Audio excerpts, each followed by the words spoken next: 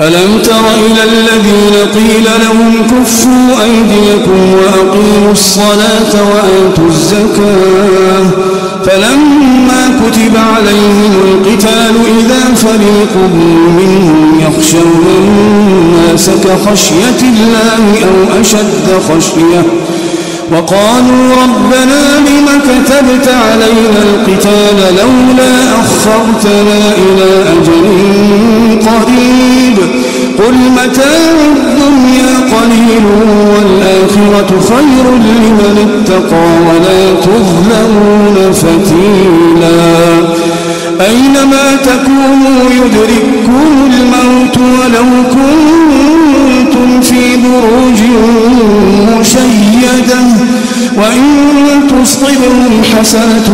يقولوا هذه من عند الله وإن تصبهم سيئة يقولوا هذه من عندك قل كل من عند الله فما لهؤلاء القوم لا يكادون يفقهون حديثا ما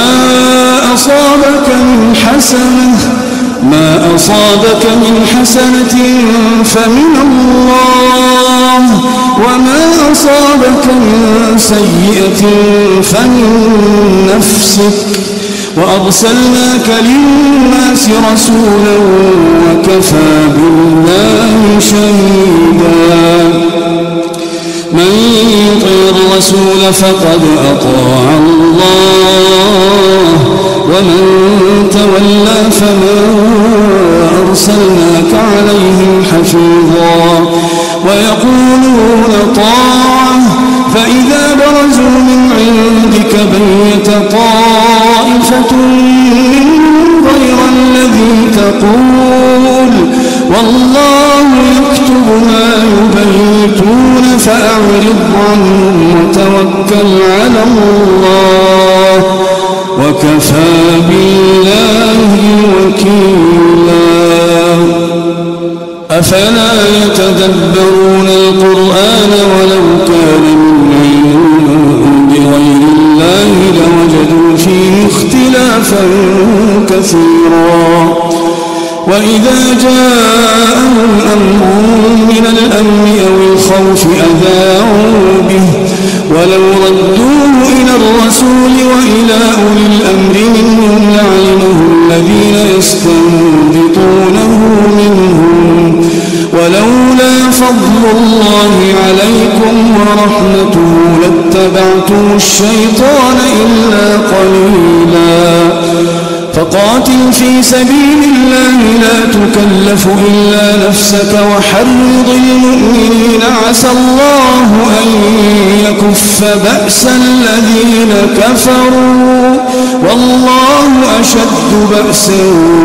وأشد تنكيلا من يشفع شفاعة حسنة يكن له نصيب منها ومن يشفع شفاعة سيئة يكن له كفل منها وكان الله على كل شيء مقيتا وإذا حييتم بتحية فحيوا بأحسن منها أو ردوها إن الله كان على كل شيء حسيبا الله لا إله إلا هو ليجمعنكم إلى يوم